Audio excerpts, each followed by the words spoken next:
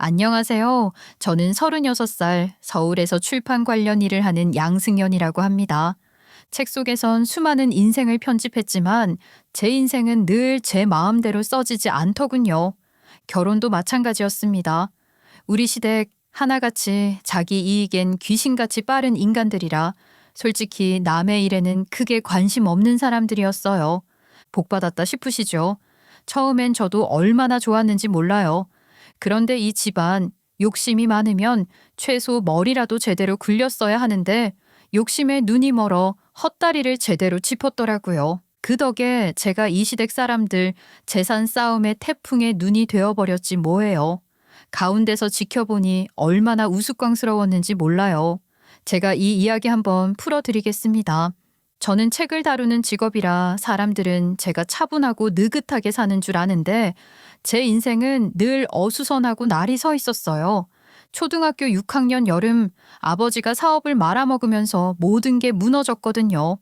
그날 이후 우리 집 현관문에는 빛 독촉장이 끊이지 않았고 낮에도 커튼을 쳐놓고 살았습니다.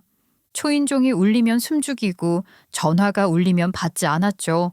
집에 있던 가구며 가전이 하나둘 사라지는 건 순식간이었습니다.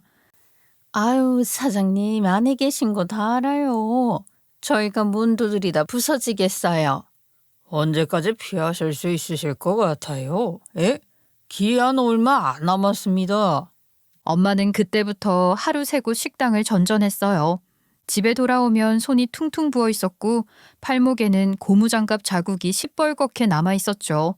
아버지는 그 와중에 빚쟁이 눈피하느라 일도 제대로 못하고 술만 더 마셨습니다. 집안 공기는 하루가 멀다 하고 싸우는 소리로 가득했어요. 중학교 시절엔 부모님 입에서 우리가 너희 낳고 고생만 했다는 말이 아무렇지 않게 나왔습니다. 밥 먹다가 빨래 널다가 심지어 생일날에도요. 그 말이 칼처럼 툭툭 날아와 가슴에 박히는데 그게 너무 화나서 저도 많이 싸웠던 것 같아요. 그저 내가 뭘 잘못해서 이렇게 듣고 있어야 하나 싶었죠. 누가 낳아달랬나요? 누가 태어나고 싶어서 태어났냐고요. 그때는 그렇게 어리게 생각하던 때였으니까요. 그렇게 고등학교에 올라가서는 상황이 더 심각했습니다. 엄마가 식당 계단에서 넘어져 다리를 크게 다쳐 입원한 겁니다. 그날 이후 저는 딸에서 엄마 대리로 변했어요. 초등학생인 남동생 밥 챙기고 학교 숙제 봐주고 도시락까지 싸줬죠. 아침에 밥하다 지각할까 뛰어가던 날도 많았습니다. 대학에 겨우 들어갔지만 현실은 더 팍팍했습니다. 수업 듣고 과제하다가 저녁이면 편의점 야간 근무, 주말엔 카페, 새벽에는 학원 청소, 알바 3개를 돌려가며 번 돈으로 동생 학비, 책값, 버스비까지 보태줬습니다. 겨울엔 카페, 야외 테라스 난방기 옆에서 얼어가며 설거지했고 여름엔 편의점 냉장고에 음료 채우다가 땀이 등줄기를 타고 흘렀어요. 그렇게 번 돈이 통장에 잠깐 찍혔다가 곧장 카드값과 생활비로 사라졌습니다. 그렇게 버티면서 한 가지 생각만은 더 굳어졌습니다. 아이를 낳는 건 내 인생과 자유를 스스로 묶는 일이라는 거요. 저는 다시는 누군가를 위해 제 청춘과 체력을 갈아 넣는 짓은 하지 않겠다고 다짐했습니다. 그래서 남편과 슬슬 결혼 얘기가 나오기 시작했을 땐 처음부터 못 박았어요. 나는 절대 아이 안 낳을 거야. 그게 싫으면 지금 그만 만나. 에? 아유, 나도 별로야. 난 당신이 낳자고 하면 어쩌나 싶었다? 물론 당신 뜻 존중했겠지만 원래 내 생각도 그랬으니까 걱정하지 마. 진짜야? 결혼하고 나서도 바뀌면 안 돼? 그럼 나도 자유롭게 살고 싶어. 둘이 여행도 다니고 하고 싶은 거 하면서. 그 대화를 듣고 저는 이 남자가 드물게 제 뜻을 존중하는 사람이라고 생각했습니다. 결혼하고 나서도 제 입장은 한 번도 흔들린 적이 없어요. 그런데 세상 사람들은 부지런히 참견합니다. 지금은 그렇게 말해도 나중엔 변할 거라느니, 나이 들어서 애 없으면 외롭다느니, 너넨 괜찮아도 부모님들이 낳아라. 노래 부르는 거 듣다 보면 결국 지겨워서라도 낳는다면서 말이죠. 하지만 결혼한 후에도 걱정과 달리 우리 마음은 바뀌지 않았고 그렇게 한동안은 조용했어요. 시댁에서 애 얘기를 꺼내는 일도 없었기 때문에 저는 이 집은 다행히 그런 압박이 없는 집이구나 싶어서 마음을 놓고 있었는데 그 평온이 오래 갈 리가 있나요? 그랬으면 제가 여기에 사연을 보내는 일은 없었을지도 몰라요.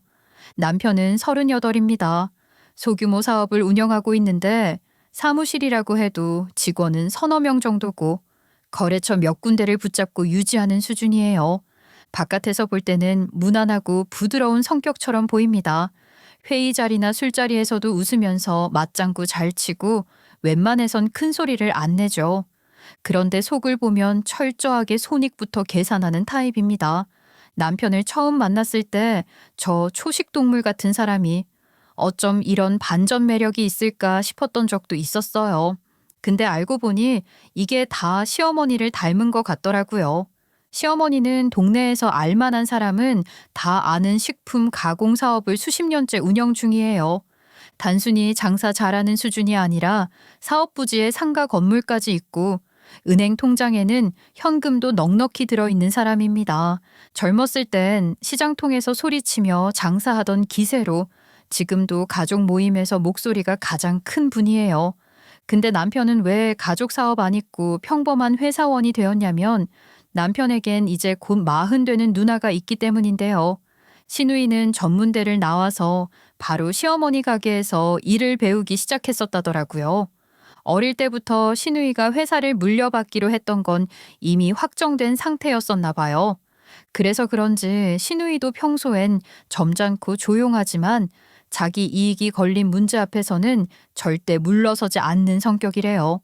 회사에서 보고 배운 것도 시모처럼 말 한마디로 분위기 제압하는 법이라더라고요. 이제 좀 느껴지시나요? 시댁 사람들 하나같이 자기 이익이 가장 중요한 사람이라는 거요. 보고 자라면서 배운 게 있으니 다 그런 성향이 됐나 봐요. 그러니 애가 그리 중요하지가 않은 거죠. 각자 커리어가 가장 중요하니까 각자 뭐 애를 11명 낳아서 축구단을 만들든 한 명도 안 낳고 지들끼리 둥가둥가 살든 알 바 아닌 거죠. 그게 저한테는 너무 좋았어요. 그런데 이 셋의 흐름이 바뀐 건 시어머니가 건강검진을 받은 직후였습니다. 관절염에 당뇨 진단까지 받고 나니 원체 건강 체질이었던 터라 이런저런 걱정이 생기셨었나 봐요. 태도가 눈에 띄게 달라졌죠. 그날은 주말 점심 시몬의 집에서 같이 밥을 먹기로 한 날이었습니다. 시어머니는 제 앞에 생선 한 토막을 놓으며 말했습니다. 아가, 근데 너 요즘 살이 빠진 것 같다. 많이 먹어야 건강해지고 애도 숨풍숨풍 낫지. 감사합니다. 그런데 애요? 엄마, 손주 관심 있으셨어요? 저희 애 낳을 생각 없다고 말씀드렸던 것 같은데. 아니나 다를까 시어머니가 젓가락을 내려놓더니 갑자기 이렇게 말했죠. 아유, 나 죽기 전에 손주 얼굴은 봐야겠다. 엄마, 그게 갑자기 무슨 소리야? 아유, 내가 아프니까 생각이 많아졌어. 장소는 한번 안아봐야지. 나 그냥 하는 말 아니다. 먼저 장손 보여주는 쪽에 상속 더 줄 거야. 무슨 애를 두고 상속 얘기를 해요. 그게 상속이랑 무슨 상관이야, 엄마? 아우, 나한테 회사 물려주기로 해놓고 이게 무슨 소리야. 지금 내 나이가 몇인데. 그거랑 애는 별개죠. 아니다. 피가 이어져야 마음이 놓이지. 그날 대화는 거기서 끝났지만 이후 변화를 만드는 신호가 됐습니다. 시누이는 회사 일이나 건강검진을 이유로 시간을 자주 비우기 시작했고 실제로는 난임치료병원에 다닌다는 얘기가 들렸죠. 휴가를 쓰는 날이 잦아졌고 주말에도 병원에 들른다고 했습니다. 시모는 그걸 알고도 굳이 묻지 않았습니다. 자기가 원한 일이니 뭐 할 말이 있으셨겠어요? 표정만 보면 속으로 이미 계산이 끝난 것 같았어요. 그런데 그걸로 끝나면 얼마나 좋았을까요? 그걸 보더니 저희 남편도 갑자기 불이 붙은 거예요. 저는 상속이고 뭐고 제 삶이 더 중요한데 그때부터 남편이 은근히 자꾸 저한테 붙는 거예요. 안 그래도 일하고 오면 뭐 할 생각도 안 들고 잠이나 자고 싶었는데 밤마다 괴롭혀대니 매번 거절하기도 어렵고 영원히 풀리지 않는 피로가 쌓이는 기분이었습니다. 그 무렵 시모는 가족 단톡방에서 활동 패턴을 바꿨습니다. 이전에는 강아지 영상이나 여행 사진 정도만 올리던 사람이었는데 어느 날부터 신생아 목욕시키는 영상, 돌잔치 하이라이트, 아기가 까르르 웃는 영상이 줄줄이 올라오기 시작했어요. 어느 날 저녁 신우이와 통화하던 남편 얼굴이 굳더니 말이 없더라고요. 전화를 끊고 나서도 멍하니 앉아 있었죠. 물었더니 신우이가 난임 검사를 받다가 자궁암 진단을 받았다는 겁니다. 초기 단계라 수술하면 완치는 가능하지만 임신은 사실상 불가능하다고 했어요. 말이 끝나기도 전에 제 머릿속엔 큰일 났다는 생각이 먼저 스쳤습니다. 아니나 다를까 그날 이후 시모의 시선이 노골적으로 달라졌어요. 원래는 신우이 옆에 붙어서 건강히 어쩌니 챙기던 사람이 갑자기 제 쪽으로 기웃거리며 밥그릇에 고기 하나라도 더 주려고 하고 유튜브에서 보는 애기 영상도 저한테만 보내더라고요. 남편 태도도 전보다 더 직접적으로 바뀌었습니다. 자기 요즘은 운동 안 해? 운동? 하고 싶지. 근데 너무 바빠서 그 시간에 차라리 쉬고 싶어. 그거 다 운동 안 해서 그래. 운동해야 체력도 늘고 피로도 덜하고. 그래야 밤에 다른 준비도 될 수 있잖아. 그 다른 준비가 뭔지는 굳이 묻지 않아도 알겠더군요. 저는 모르는 척 했습니다. 그날만 그런 게 아니라 며칠 동안 TV 보다가 설거지 하다가 심지어 차 타고 가면서도 비슷한 식으로 말을 꺼냈어요. 저는 일부러 피했습니다. 야근 핑계로 늦게 들어가기도 하고 책 들고 거실 소파에서 그대로 잠들기도 했죠. 아예 옷방에서 옷 정리하며 시간을 보내다 문 닫고 나오지 않은 날도 있었어요. 며칠은 그렇게 넘어갔는데 결국 남편이 답답했는지 한밤중에 터졌습니다. 당신 왜 자꾸 나 피하냐? 나 당신 남편이야. 나랑 같이 자는 게 싫어?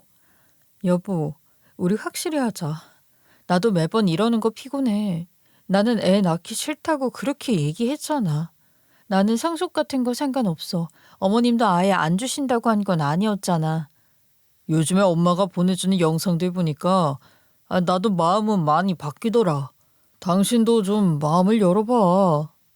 갑자기 시어머니 얘기가 왜 나오나 했는데 아니나 다를까 며칠 뒤 전화가 오더라고요. 지엄마는 이미 자기 편 만들었다 이거죠. 예, 너가 기가 세서 우리 아들이 힘을 못 쓰는 거 아니냐?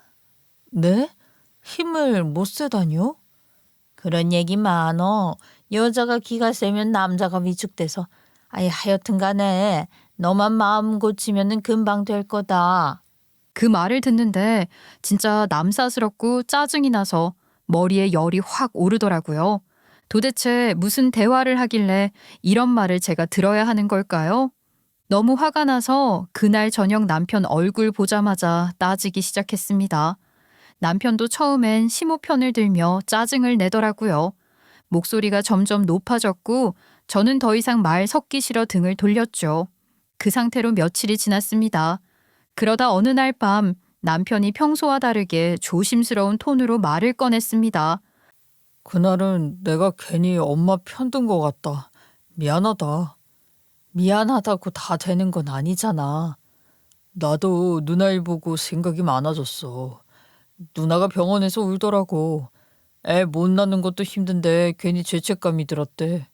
엄마 아프다고 하니까 자기가 힘써볼라 했는데 그게 안 된 거잖아. 근데 누나가 뭐라 했는지 알아? 자기가 못해서 올케한테 부담 주게 돼서 그것도 미안하다 그랬어. 아, 당신한테는 말하지 말라 그랬는데. 그렇게 말하는데 진짜 할 말이 없더라고요. 형님은 지금 무사히 수술은 해서 치료 다니고 계시기도 하고 안타까운 상황이니까 그게 아무튼 내 일 아니라고 말할 수가 없었어요. 제가 아무 말도 못하니까 남편이 아주 술술 계속 말을 하더라고요. 그렇지. 근데 생각해봐. 우리도 지금은 둘이 좋지만 언젠간 늙고 둘만 남을 거잖아. 그때도 아무도 없는 집일까봐. 나는 그게 좀 무섭더라. 돈은 다시 벌 수 있는데 이건 그때 못하면 못하는 거잖아. 저는 입술을 깨물었습니다. 그래도 난 그거 하느라 내 인생 다 묶이는 건 싫어. 알아. 그래서 내가 힘든 건 다 할게. 밤에 깨는 것도 기저귀 갈고 밥 먹이는 것도 내가 할 수 있는 건 다 한다고 약속할게. 너 일 그만두라고 말 절대 안 할 거고 네 생활 그대로 유지하면서 우리 둘이 가는 길에 한 명만 더 끼우자는 거야. 그 말이 쉽게 잊히지 않았습니다. 저는 원래 돈 문제와 자유 때문에 아이를 낳고 싶지 않았습니다. 하지만 남편이 이렇게까지 말하니 마음 한쪽이 흔들렸습니다. 혹시 한 번쯤은 시도해봐야 하나 하는 생각이 스쳤죠. 결국 저는 설득당했습니다.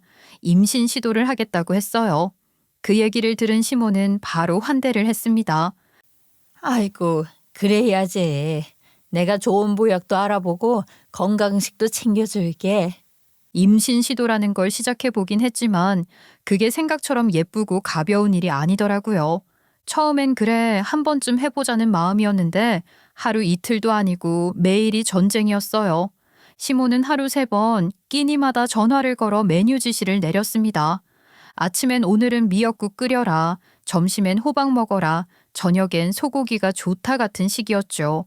어느 날은 회사에서 회의 중인데 시모한테 전화가 와서는 어제도 했냐고 묻는 거예요. 순간 회의실이 뚝 조용해진 것 같았습니다. 저는 그게 너무 숨이 막혔어요. 회사에서 카톡 알림만 울려도 가슴이 철렁했고 혹시 또 시모인가 싶어 화면을 확인하는 제 손이 매번 식은땀에 젖었죠. 심지어 주말엔 시모가 직접 반찬통을 들고 집에 오기도 했습니다. 냉장고는 물론이고 제 머리가까지 시모 식단으로 꽉 차버린 기분이었어요. 그렇게 살다 보니 문득 내가 왜 이렇게까지 해야 하나 싶었습니다. 아이를 가지는 게 부부의 선택이라더니 지금은 제 삶 전체가 시모의 스케줄에 맞춰져 있었어요. 그러다 어느 날 밤 결국 남편에게 터뜨렸습니다. 나 이렇게까지 해야 하나 싶다. 나 좀 쉬고 싶어.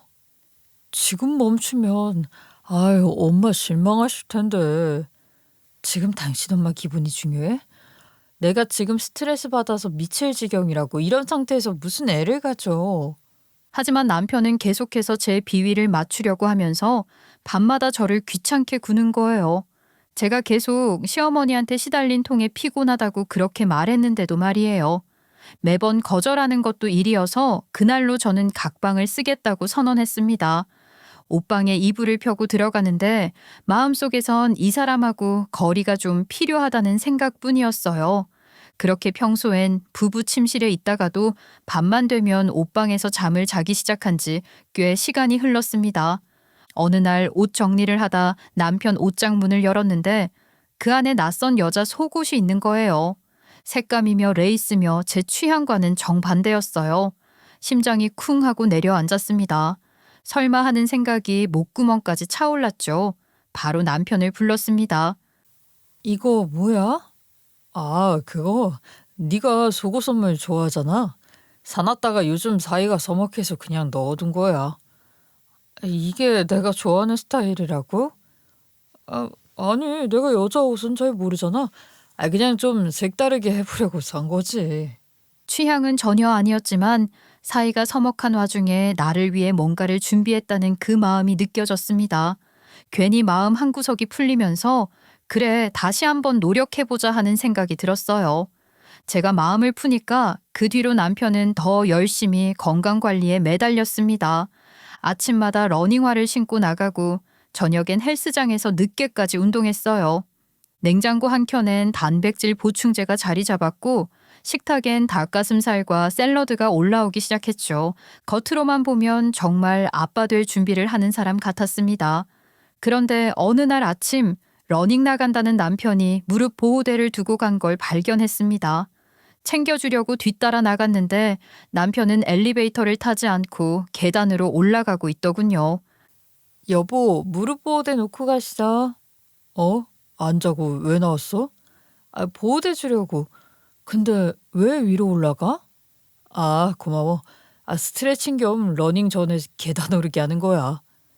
그때는 그냥 뭐 그럴 수도 있지 하고 넘겼습니다. 그런데 마음 한쪽이 계속 꺼림칙했어요. 뭔가 장면이 어색했거든요. 며칠 뒤 시어머니가 전화를 해서 이러더군요. 우리 아들 운동 다닌다면서? 아유, 역시 아빠 될 준비 잘 하고 있네. 이제 너만 잘하면 되겠다. 그 말이 제 귀엔 칭찬이 아니라 압박으로 들렸습니다. 더 솔직히 말하면 비꿈 같았어요. 우리 아들만 노력하네? 뭐 그런 말이었겠죠. 그런데 저는 너무 억울했죠. 사실 남편이 러닝에 재미 들린 이후로 체력만 키우고 정작 중요한 건 미루고 있었거든요. 근데 뭐 이런 걸 시어머니한테 어떻게 말하냐고요? 그냥 제 속만 타는 거죠. 이게 뭐 운동 중독 그런 걸까요? 임을 봐야 뽕을 따지. 남편이 선물해 준 거라도 입어야 하는 건가 그런 생각을 하고 있는 스스로가 자존심이 상하기도 했고요. 남편이 러닝화 신고 뛰어다니고 단백질 보충제 챙겨 먹던 그 생활이 몇 달은 이어졌습니다. 저는 그 사이 시모한테 거의 하루 종일 관리당하고 있었죠. 그런데 이상하게도 그렇게 온 집안을 뒤집어 놓고 준비를 했는데도 아무 소식이 없었습니다. 뱃속이 조용한 날이 이어지니까 제 마음이 점점 불안해지더라고요. 그러던 어느 날 점심시간에 시모한테서 전화가 왔습니다. 예, 혹시 너한테 문제가 있는 거 아니냐? 아범은 그렇게 열심히 운동하고 관리하는데 아범일 리가 없지. 너 맨날 야근하고 밥도 제대로 안 먹으니까 내가 불안해서 그런다. 그 말이 그냥 꽂히는 거예요. 밥맛이 사라지고 그 순간부터 머릿속이 복잡해졌습니다. 아, 이제 시작이구나 싶고 앞으로 더 심해질 게 눈에 보였죠. 저녁에 남편이 집에 들어오자마자 말했습니다. 여보, 나도 좀 걱정되긴 하니까 우리 같이 검사 받아보자. 뭐? 무슨 검사야? 나는 당연히 멀쩡하지. 그런 검사 받는 거 자체가 자존심 상하는 일이야.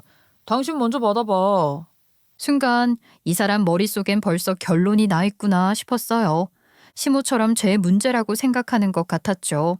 하지만 그 자리에서 싸움 붙이면 일 크게 만든다는 소리까지 들을 게 뻔했습니다. 그래서 계산을 바꿨습니다. 내가 먼저 검사받고 결과로 설득하자고요. 며칠 뒤 병원에 갔습니다. 접수하고 피 뽑고 초음파 찍고 대기실에서 기다리는 동안 별별 생각이 다 들었어요. 혹시 진짜 내가 문제면 어떡하지? 싶기도 하고 아니기만 해봐 하는 억하심 정도 있었고요. 마침내 제 차례가 왔는데 진료실에서 의사가 차트를 보며 말했습니다. 아예 불가능하진 않지만 자연 임신은 어려울 수 있을 것 같은 상태예요. 정확한 원인을 보려면 남편분 검사도 필요하니까 단언하기는 어렵습니다. 그 말이 끝나자 머릿속이 빠르게 굴러갔습니다. 자연 임신이 어려울 수도 있다뇨. 정말 제 탓이었을 수도 있는 거잖아요. 그 순간은 절망이었습니다. 그런데 이대로 솔직하게 말하면 시댁에서 내가 문제라고 못 박을 게 뻔했습니다. 그러면 남편은 검사 안 할 거고 그냥 평생 제 잘못이 될 게 분명했죠. 그래서 결론을 냈습니다. 나는 문제 없다라고 하자고요. 그래야 남편이 검사라도 하죠. 거짓말이라기보다 필요한 절차를 위해 순서를 바꾸는 거라고 스스로 정리했습니다. 남편이 문제 없다고 하면 그건 그때 생각할 문제였습니다. 나 문제 없대. 그래도 혹시 모르니까 당신도 받아보자. 뭐? 그래. 그럼 뭐 해봐야지. 그렇게 며칠 뒤 남편과 함께 병원에 갔습니다. 남편의 검사가 끝나고 진료를 받기 위해 의자에 나란히 앉아 있는데 의사가 남편을 보며 제 체질과 상태를 설명하기 시작했어요. 순간 등줄기로 식은땀이 흘렀습니다. 이건 예상하지 못했습니다. 남편 결과만 들을 줄 알았는데 의사가 제 얘기부터 시작한 거죠.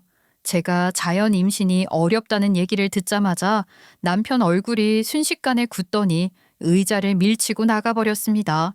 저는 급히 달려 남편을 복도에서 붙잡았습니다. 너 문제 없다며. 근데 불임이라고? 나한테 거짓말까지 해서 여기까지 오게 해? 그래도 불가능한 건 아니라고 했어. 당신 체질까지 확인해야 정확히 어떤 의학 도움을 받아야 하는지 알 수 있는 거잖아. 그게 중요한 게 아니잖아. 왜 속였냐고? 당신은 내 결과 들으면 절대 검사 안 했을 거잖아. 같이 원인을 알아야 방법을 찾지. 저는 이 정도면 이해할 거라 생각했습니다. 같이 문제를 풀자는 거였으니까요. 그런데 남편은 의도는 무시하고 속인 게 문제라는 말만 반복했습니다. 눈빛에서 같이 해결하자는 기색은 없고 넌날 배신했다는 거에 꽂혀서 아예 귀를 닫더라고요. 남편이 병원에서 의자 박차고 나간 이후로 집안은 그야말로 얼음동굴이 됐습니다. 밥도 따로, 말도 최소한. 마주쳐도 서로 없는 사람 취급이었죠. 안 그래도 억울한데 그런 와중에 시모도 남편한테 제 얘기를 들었는지 전화를 해서는 입에 담기도 힘든 욕을 하기 시작하는 거예요. 너한테 드린 돈이 다 얼마인 줄 알아? 아이 뭐 근데 임신을 못해? 너가 그러고도 여자야? 여자냐고? 어머님, 말씀이 너무 지나치신 것 같아요. 임신을 못하면 여자가 아닌가요? 형님이 들으시면 많이 속상하시겠어요. 그리고 정확히는 불임이 아니라 자연 임신이 힘들 수도 있다는 거고 시험관 같은 거는 아직 가능성이 있다고 했는데 대바라진 것 시험관 같은 소리 하고 있네. 아이 그래서 그거 했는데도 안 되면 그 돈은 다 어떻게 할 거냐? 네가 다 낼 거야? 네가 다 낼 거냐고. 아이고 며느리 하나 잘못 들여가지고 우리 집 대가 끊기는구나. 내가 우리 집 귀한 장손줄 씨를 이런 년한테 맡겼다니. 아유 내가 천하의 호구야 호구. 기가 막혀서 숨이 턱 막히는데 더 웃긴 건 남편이었습니다. 자기는 아무 문제가 없다고 확신한 듯 저를 보는 눈빛이 훨씬 더 차가워졌거든요. 시모의 말이 빌미가 돼서 마치 제가 남편 속여먹고 등쳐먹을 사람이라도 된 듯이 대하는 거죠. 그런 취급을 받으니 억울함이 목구멍까지 차올랐습니다. 그런데 결과가 나오기까지 일주일은 걸린다 했으니 그 전까지는 입을 닫고 기다리기로 했어요. 그 사이 마음속에서 자꾸 이런 생각이 들더군요. 시댁엔 숨겼어도 역시 남편한텐 솔직하게 말했어야 했나? 매일 운동까지 하면서 준비하던 사람이었는데 그러다 문득 아니면 같이 운동을 해볼까 하는 생각이 스쳤습니다. 새벽 러닝이라도 같이 나가면 저도 몸이 건강해지고 체질이 바뀔 수도 있는 거잖아요. 게다가 같이 땀 흘리다 보면 관계도 풀리지 않을까 하는 막연한 기대가 생겼죠. 그래서 다음 날 알람까지 맞춰서 새벽에 일어나려고 했습니다. 그런데 예상보다 더 빠른 시간에 도어락 열리는 소리가 나더라고요. 저는 벌떡 일어나 세수도 못한 채로 헐레벌떡 신발을 신고 뒤쫓아 나왔습니다. 다행히 남편은 아직 러닝복 차림으로 계단을 타고 위층으로 올라가고 있었습니다. 어깨에 작은 스포츠백을 걸친 채 천천히 올라가는 뒷모습이 계단 난간 사이로 스치듯 보였습니다. 전에도 계단 오르기 후 러닝 나간다고 말한 적이 있었으니까요. 그래서 굳이 따라 올라가지 않고 현관 앞에서 기다리기로 했습니다. 그때 저는 순진하게 양치라도 하고 나올까 고민이나 하고 있었습니다. 동이 트기 전이라 복도에 공기가 서늘했고 가끔 지나가는 새벽 신문 배달, 오토바이 소리만 들렸죠. 금방 내려오겠지 생각하며 그렇게 10분, 20분, 30분, 1시간이 지나도 남편은 내려오지 않았습니다. 그 시간 동안 제가 얼마나 많은 생각을 했게요. 계단을 올라가던 게 남편이 아니었나, 잠이 덜 깨서 헛것을 봤나, 그런 생각까지 했다니까요. 그런데 그럴 리가 없죠. 이건 제가 모르는 뭔가가 있는 게 분명했습니다. 그 직감이 너무 선명해서 기다리던 걸 중지하고 집으로 돌아왔습니다. 그리고 아무 일 없다는 듯 거실에서 텔레비전을 켜놓고 있었습니다. 몇 시간 뒤 현관문이 열리고 남편이 들어왔죠. 오늘은 오래 뛰었나 보네? 근데 얼굴이 왜 이렇게 뽀송뽀송해? 오늘은 날씨가 선선하더라고. 근데 일찍 일어났네? 그냥 잠이 깨서. 웃기지도 않는 소리였습니다. 뛰질 않았으니까 뽀송했겠죠. 목소리는 최대한 평온하긴 했지만 속에서는 이미 내일의 계획을 세우고 있었습니다. 그 다음 날 새벽에 되어락이 닫히는 소리를 들은 지 1분 뒤에 조용히 현관문을 빼꼼 열었습니다. 멀리서 남편이 계단으로 올라가는 걸 확인하고 저는 급히 슬리퍼를 신고 몰래 뒤를 쫓았습니다. 남편이 향한 곳은 놀랍게도 고작 한층 위, 그것도 저희 바로 윗집에 사는 여자 집이었습니다. 전에 누수 문제로 한번 안면 튼 적 있었던 게 다인데 언제 집에 들락거리는 사이가 된 건지 감도 안 왔죠. 제가 알기론 아가씨 혼자 사는 집이었는데 남편을 맞이하며 나온 그 여자 배가 불룩했어요. 임신한 게 분명했습니다. 저건 무조건 남편 애였어요. 배 상태를 보니 이미 진작에 바람을 피고 혼외 자식 만들어 놨던 겁니다. 감히 가정 있는 남자를 건드리냐는 상간녀에 대한 분노는 물론이고 그동안 저한테 냉랭하게 굴던 남편의 행동과 말투 표정들이 눈앞을 지나가더라고요. 어쩌면 이혼도 제가 불임이라고 핑계를 대서 제 탓으로 돌리려고 했을지도 모르죠.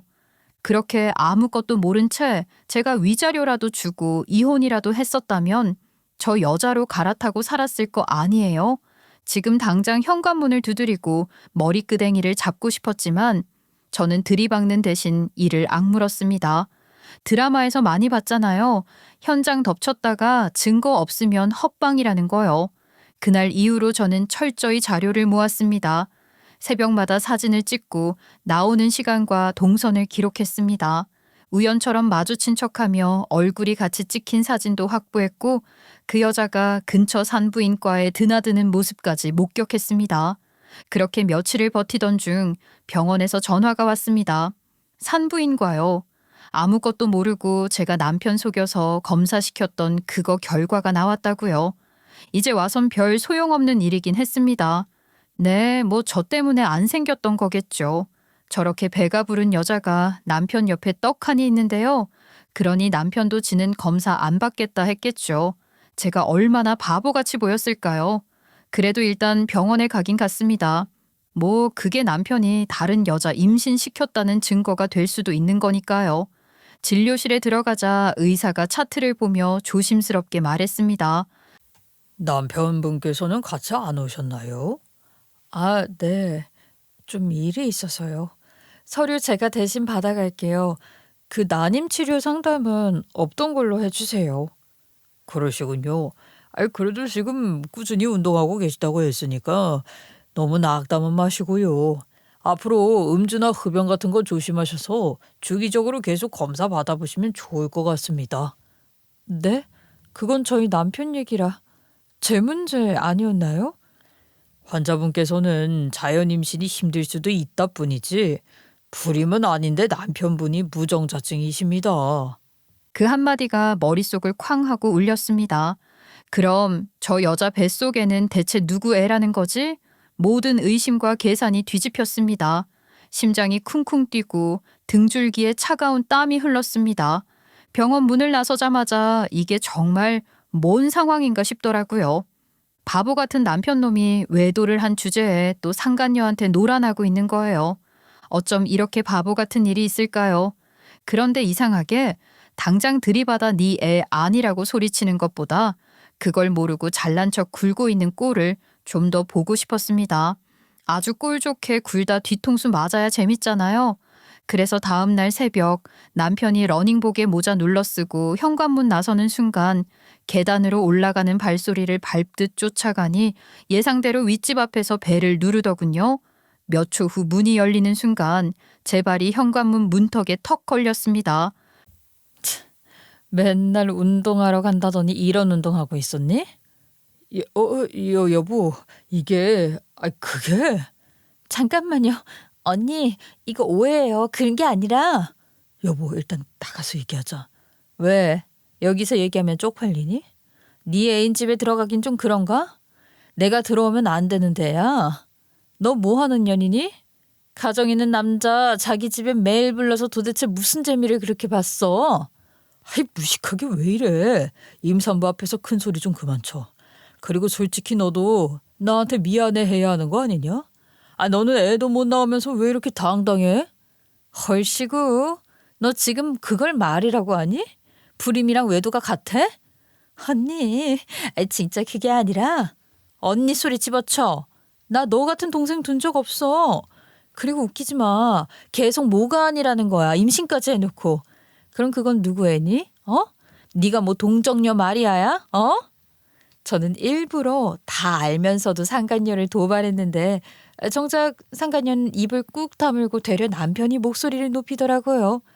아이고, 아주 대단한 부성에 납셨다 싶었죠. 지혜 아닌 줄도 모르고 말이에요. 야, 너 미쳤어? 미친 건 네 인생이고 내가 이 판에 증거 없을 것 같아? 사진, 동영상, 시간 기록, 심지어 네가 산부인과 들락날락거린 것까지 싹 다 있어. 내가 소짝 날리면 니네들은 한 방에 인생 갈아엎는 거야. 각오해. 그 말에 남편이 씹던 숨을 꿀꺽 삼키는 게 보였습니다. 사실 원래는 이 자리에서 무정자증이란 것도 다 까발리고 끝낼 생각이었어요. 그런데 문득 그냥 이대로 인생이나 꼬여라 싶더라고요.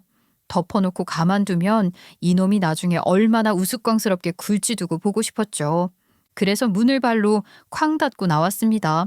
계단을 내려오는데 숨이 막히면서도 속이 시원하게 뚫린 이상한 기분이었어요. 며칠 뒤 초인종이 연달아 울리더니 문이 벌컥 열렸습니다. 시모였죠. 팔짱을 낀 채로 거실로 성큼성큼 들어왔습니다. 앉자마자 숨도 고르지 않고 입부터 열더군요. 아니 너 아범한테 소송이니 뭐니 했다며? 세상 시끄럽게 굴 거 뭐 있니? 어차피 상간소송에서 받는 돈 거기서 거기다. 내가 3억 줄 테니까 그거 받고 입 닫고. 3억이면 니년도 남는 장사잖아. 아이 근데 그 이상은 없다. 남는 장사요? 아줌마 아들하고 산 게 제 인생 최대 손해였는데 무슨 남는 장사예요? 뭐?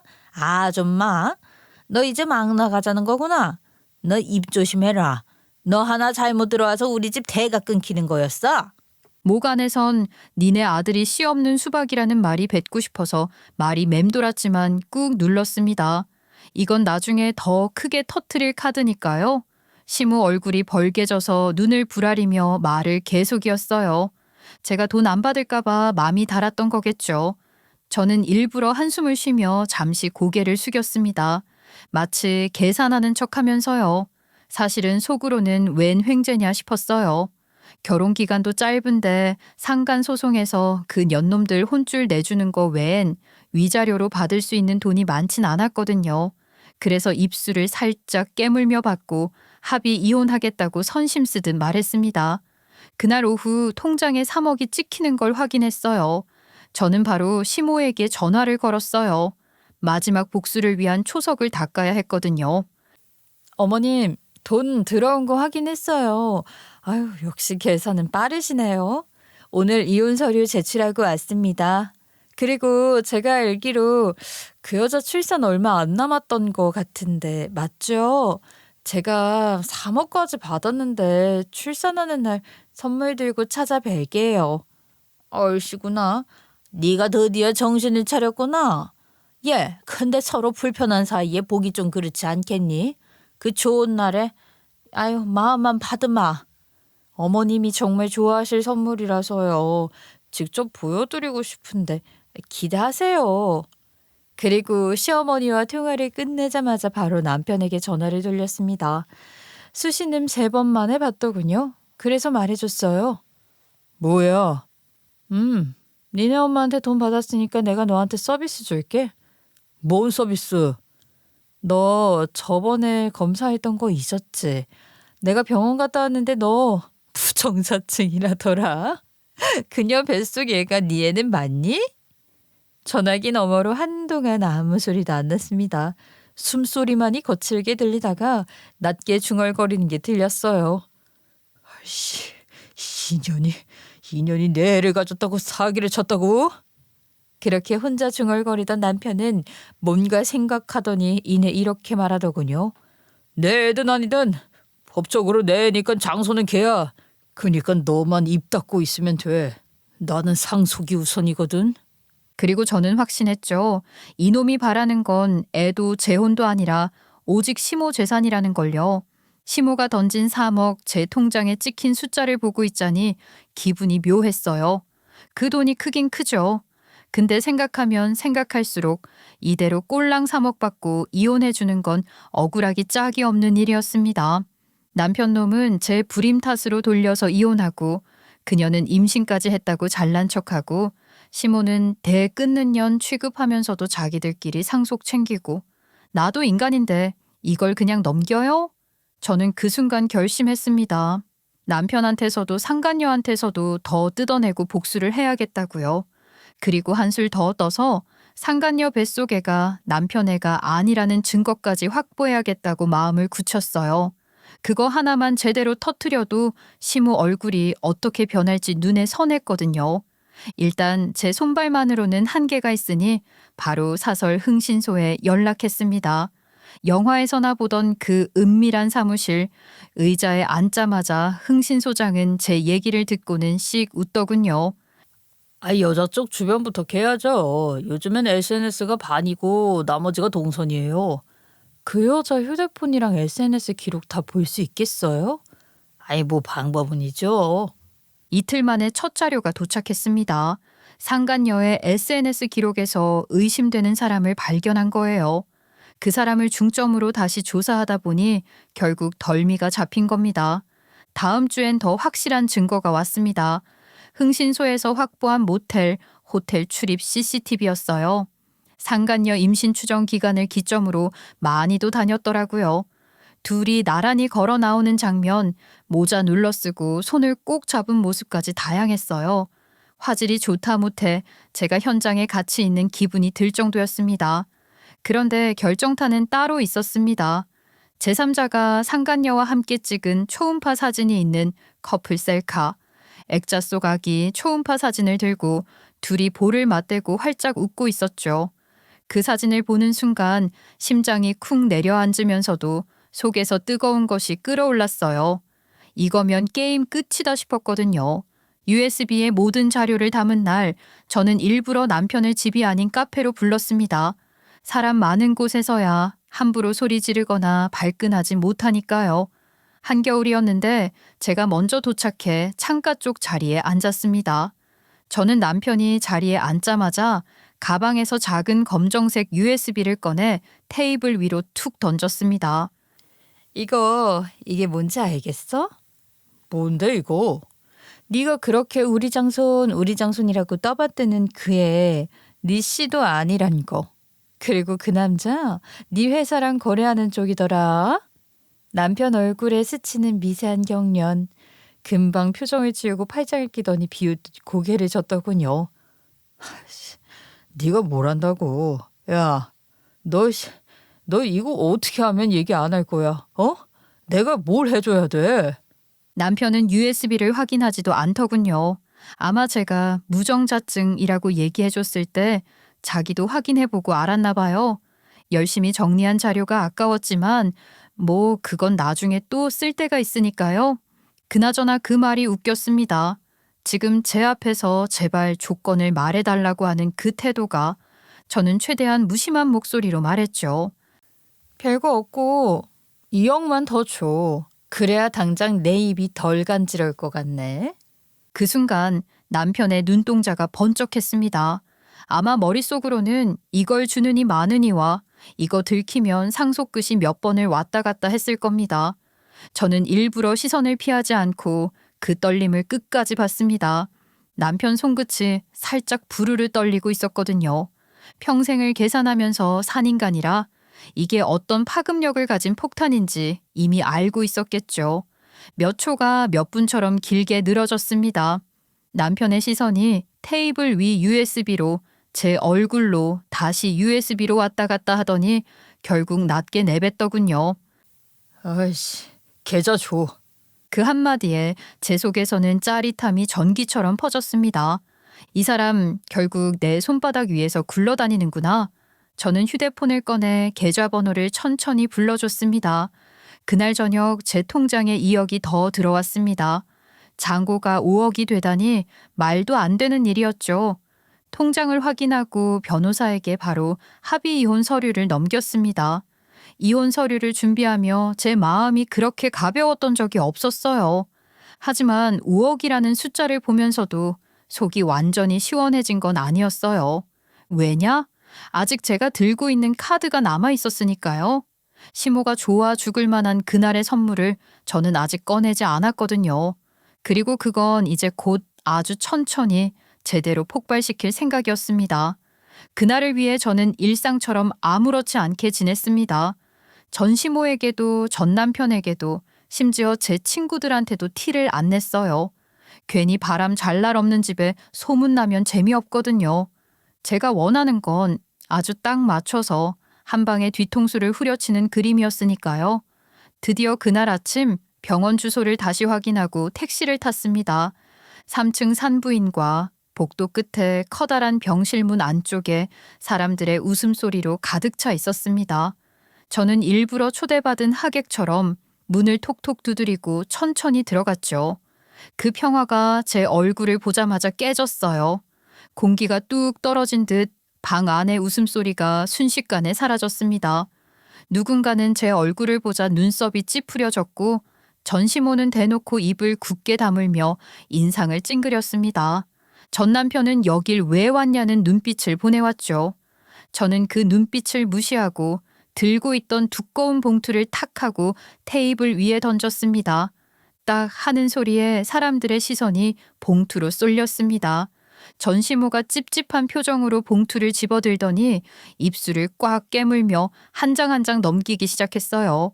첫 장은 모텔 CCTV 사진, 두 번째는 호텔 로비에서 팔짱 낀 장면, 세 번째는 제3자와 찍은 초음파 사진이었죠. 한 장 두 장 넘길 때마다 시모 얼굴이 변했습니다. 이마에 주름이 깊게 패이고 눈동자가 흔들리더니 입술이 바르르 떨리더니 상간녀를 향해 삿대질을 하기 시작했어요. 이게 뭐야? 너? 저는 웃음을 참지 않고 오히려 더 크게 웃으며 받아쳤습니다. 아줌마 아들이 씨 없는 수박 무정자증인데 말이죠.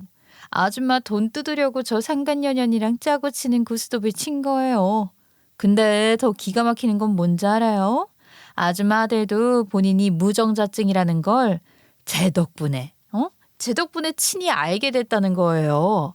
나 아니었으면 감쪽같이 지 새끼인 줄 알고 남의 자식 키웠겠죠?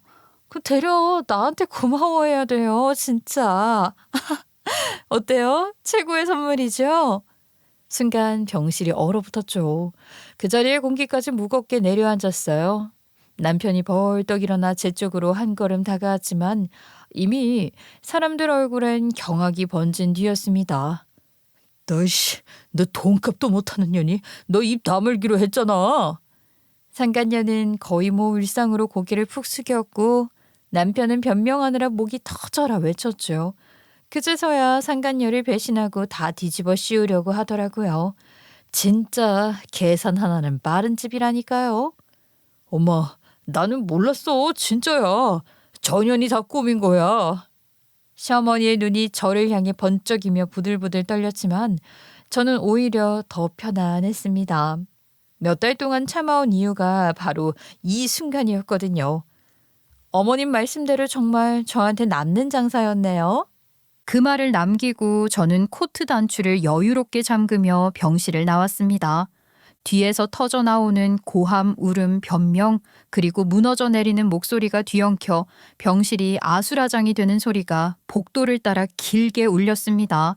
저는 그 소리를 들으며 더 당당하게 구두 소리 또각또각 울리며 엘리베이터 버튼을 눌렀어요. 그리고 엘리베이터 문이 닫히는 순간 제 입가에는 몇 달 만에 진짜 웃음이 번졌습니다. 병실 문을 닫고 나온 날 저는 숨을 깊게 들이마셨습니다. 여전히 가슴이 뛰었지만 기분은 희한하게 고요했어요. 아수라장이 된 병실은 이제 제 일이 아니었죠. 그 뒤로는 생각보다 더 빠른 속도로 일이 굴러갔습니다. 그날 있었던 소문은 하루 만에 지인들 사이에서 번개처럼 퍼졌습니다. 입이 무거운 사람이 한 명도 없었으니까요. 애가 남편 애가 아니라더래서 시작해서 애 아빠인 줄 알았던 사람이 무정자라더라 하는 디테일이 붙고 장모 돈 노린 사기극으로 버전이 점점 리얼하게 업그레이드 됐죠. 작은 회사였던 전 남편네는 그 파장이 그대로 매출로 직격탄이 됐습니다. 거래처가 도덕성 문제로 이미지에 타격이 있다며 계약을 끊어버린 거예요. 직원들도 하나둘 짐 싸들고 나갔고요. 하루아침에 미래가 촉망되는 청년 CEO에서 망해가는 난봉꾼으로 찍혔습니다. 그 와중에 전 남편은 시모에게 매달렸습니다. 엄마, 나 지금 진짜 힘들어. 사람들 오해한 거야. 오해는 무슨 오해야? 네가 사람 잘못 만나서 이 사달을 낸 거잖아. 너 내 눈앞에서 꺼져라. 그 아줌마 상속 계획을 싹 갈아엎더군요. 아들한테 주기로 했던 건 모조리 없던 일로 하고 그냥 버려버렸어요. 근데 웃긴 건 자기는 안 당할 줄 알았나 봐요. 남편 그렇게 쿨하게 버린 건 믿는 구석이 있으니 그랬던 거였을 텐데 결국 자기 딸한테 버림받았거든요. 전 시누이는 수십 년을 회사에서 헌신했는데 손주 경쟁하느라 자궁암 걸린 자기 사정을 무시당했던 과거가 있었잖아요. 그 기억이 얼마나 쓴지 이번 사건을 계기로 미련도 버렸더군요. 그 배신감에 회사 문을 박차고 나가면서 주요 거래처까지 싹 끊어버렸습니다. 이제 당신 회사는 나 없이 알아서 하라면서요. 거래처가 빠지고 내부 인력까지 비면 무너지는 건 한순간이었어요. 그 아줌마 회사는 경영이 휘청거리더니 주요 고객사들이 줄줄이 계약 해지 통보를 때렸습니다. 건강까지 안 좋아져 있던 시모는 더 이상 버틸 힘이 없었고 사업은 손에서 빠져나가다시피 했죠. 결국 재산 일부를 헐값에 처분하면서 그동안 쌓아 올린 걸 스스로 무너뜨렸습니다. 결국 상간녀는 전 남편과 법정 싸움을 시작했답니다. 아이 친자 확인 소송이니 양육권이니 난리가 났죠. 전 남편은 상속도 날아가고 회사도 잃고 아내도 잃고 애도 자기 애가 아닌 걸 알고 완전히 고립됐습니다. 사람들이 연락을 끊으니 혼자 술 마시고 SNS에 구질구질한 글이나 쓰는 신세가 됐더군요. 그런데 몇 달 뒤 어느 날 불쑥 연락이 왔습니다. 잠깐 얘기 좀 하자. 저는 뭔 미친 소리 하려고 그러나 싶었지만 또 호기심이 생겨서 나가봤습니다. 카페에 앉아있던 전 남편은 초췌한 몰골로 커피를 두 손으로 감싸쥐고 있었어요. 그때 받은 돈 돌려줘라. 뭐? 뭘 돌려달라고? 그 돈 내 돈이잖아. 네가 3억 받았잖아. 그거 돌려줘. 말 안 하기로 하고 네가 계약 어긴 거잖아. 저는 웃음이 터져나와서 커피를 내려놓았어요. 기록이 남아야 따질 게 있지. 뭔 계약? 이혼할 때 위자료는 네 엄마한테 받은 거고 당신은 나한테 위자료 한 푼도 안 줬잖아. 내가 받은 건 위자료야 위자료. 그리고 재산 분할이기도 하고. 무슨 계약을 했다고 그래. 말문이 막힌 전 남편은 씹은 종이처럼 구겨진 얼굴로 자리에서 일어나 나가버렸습니다. 그 뒷모습을 보는데 진짜 볼품 없던데요? 왠지 더 열심히 살아야겠다는 동기부여가 되더라고요. 그것만은 고맙게 여기려고요. 이혼 후 저는 일에 더 집중했습니다. 회사에서도 성과를 인정받아 승진했고 연봉도 올랐죠. 동생은 이번에 임용고시 합격해서 집안이 축제 분위기입니다. 엄마는 눈물까지 글썽이며 그동안 미안했다고 하셨고요. 그리고 저는 이번 일을 통해 단단히 다짐했습니다. 다시는 가족이라는 이름으로 내 인생을 빼앗기지 않겠다고요. 남이 만든 울타리에 스스로 들어가는 어리석은 짓은 이제 없을 겁니다. 제 인생은 앞으로 제가 원하는 방향으로만 갈 거예요.